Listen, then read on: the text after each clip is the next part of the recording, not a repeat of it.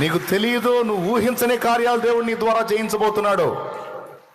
నీకు తెలియదు, నువ్వు కలలో కూడా అనుకోని సంగతులు నీ ద్వారా నా దేవుడు చేయబోతున్నాడు.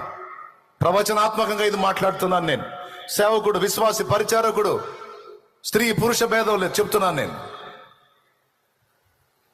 నియంత్రించుకో. దేవుని కట్టడంలో కొంచెం అడుగులు సరి చేసుకో, తర్వాత నువ్వే చూస్తావు. తేలిగ్గా లెక్కేసుకుంటున్నావు. నీ జీవితాన్ని నువ్వు తక్కువ అంచనా వేసుకుంటున్నావు. నిన్ను నువ్వే తృణీకరించుకుంటున్నావు. మంచిదే, తగ్గింపు మంచిదే, కానీ దేవుని ముందు తగ్గించుకుంటే పర్వాలా, సైతాను ముందు కూడా తగ్గించుకుంటున్నావు. సైతాను ఎదిరించి పోరాడాల్సిన నువ్వు సైతాను ముందు కూడా దీన మనసుకురాలు అయి, సైతాను నేను దీనురాలను అంటున్నావు. ఒక్క తన్నులు అంటున్నాడు వాడు నిన్ను. అక్కడ మెత్తబడకూడదు.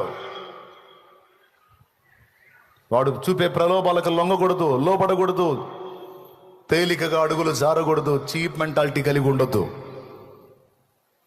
దేవుడు కొన్ని ప్రిన్సిపల్స్ ఇచ్చాడు నీకు, అందులో నువ్వు బ్రతకాలి. చెప్పు, ఎందులో బ్రతకాలి? అందులో బ్రతకడానికి నువ్వు నిలబడాలి. ఎందుకంటే నీకే తెలియనంతగా గొప్పగా దేవుడు నీ ఎడల కార్యాలు చేయబోతున్నాడు.